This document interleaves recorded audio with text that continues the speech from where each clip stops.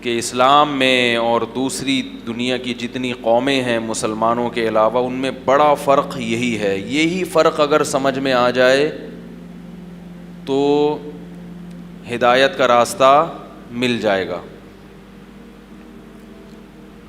کہ ہم یہ کہتے ہیں کہ اللہ نے آسمان سے قانون نازل، بولو بھائی، کیا ہے. غیر مسلم کہتے ہیں کہ اللہ نے آسمان سے کچھ بھی نازل نہیں کیا. لہذا وہ اپنی اپنی طریقوں سے وہ پھر چلتے ہیں.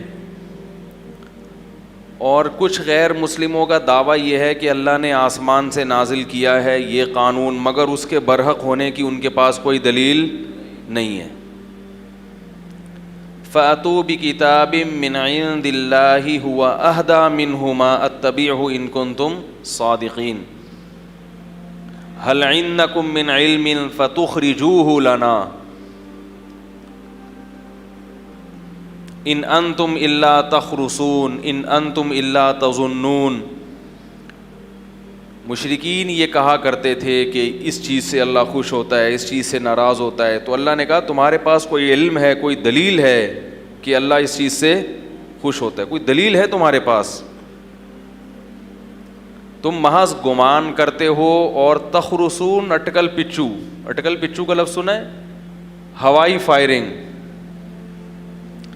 اب آپ دیکھیں اسلام کے علاوہ جتنے بھی دنیا میں مذاہب ہیں جو خدا کو مانتے ہیں، اللہ کو مانتے ہیں، ان کے پاس اس بات کی کوئی دلیل نہیں ہے کہ واقعی یہ بھگوان کا حکم ہے، واقعی یہ اللہ کا حکم ہے، واقعی یہ گاڈ کا حکم ہے. کوئی دلیل نہیں ہے.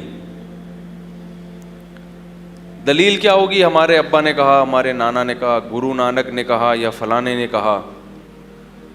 بس کسی نے بھی کچھ کہہ دیا، وہ پتھر پہ لکیر بن گیا. میرا بھی بیان ہوا تھا نا کہ ہندو کے اعتراض کا جواب. ایک ہندو نے اعتراض کیا تھا کہ کوئی جنت جہنم کچھ نہیں ہے، کوئی فرشتہ نہیں ہے، نظر وظر تو آتا نہیں ہے. تو میں نے اس پہ بیان دیا تھا. جب وہ بیان چلا ہے تو اس پہ کچھ ہندوؤں کے کمنٹس آئے کہ بھائی یہ مفتی صاحب جو بھی دلائل دے رہے ہیں یہ تو اللہ کے وجود کے دلائل دے رہے ہیں، تو اللہ کو تو ہم بھی مانتے ہیں. بات آ رہی ہے سمجھ میں؟ اللہ کو تو ہم بھی مانتے ہیں، اور یہ بھی مانتے ہیں کہ وہ کیا ہے، وہ اس کو اللہ کہتے نہیں، کچھ اور نام دیتے ہیں. لیکن جو خدا کا تصور ہے کہ اس کائنات کو کوئی بنانے والا ہے، اس کو ہم بھی مانتے ہیں. لہذا ان کو چاہیے، میرے بارے میں کہہ رہے تھے، ان کو چاہیے کہ لوگوں میں جوڑ پیدا کریں، توڑ پیدا، بولو بھائی، نہ کریں. یعنی ایسی بات کریں جو سب میں مشترک ہے، کامن ہے. بھائی ہم بھی مانتے ہیں کہ ایک ہے، وہ الگ بات ہے کہ وہ پتھروں کے بنے ہوئے بتوں کو بھی کچھ اختیارات، لیکن اصل تو کیا ہے؟ ایک ہے. سکھ بھی کہتے ہیں کہ اصل خدا کتنے ہیں؟ اوریجنل ایک ہی ہے. تو جب یہ جو میں نے دلائل دیے کہ بھئی ماں کی چھاتیوں میں دودھ کس نے پیدا کیا، کون ہے جو گٹلی سے تناور درخت بناتا ہے، یہ سارے سافٹ ویئر جو انسٹال ہوئے ہیں، یہ خود بخود تھوڑی ہو رہا ہے، سارا کام ہو نہیں سکتا خود بخود. تو وہ ہندو نے کہا کہ بھائی اس کو تو ہم بھی، تو سارے دھرم جتنے بھی ہیں وہ سب ایک ہی ہیں، کوئی فرق نہیں ہے. لہذا جوڑ کی بات کرنی چاہیے. بھائی سب مسلمان آپس میں بہن بھائی ہیں تو ہیں ہی، تو سب مسلم اور غیر مسلم بھی آپس میں کیا ہیں؟ بہن بھائی ہیں. یعنی بھائی بھائی کہا لیکن ہم بہن بھائی، خواتین کو بھی شامل کریں نا.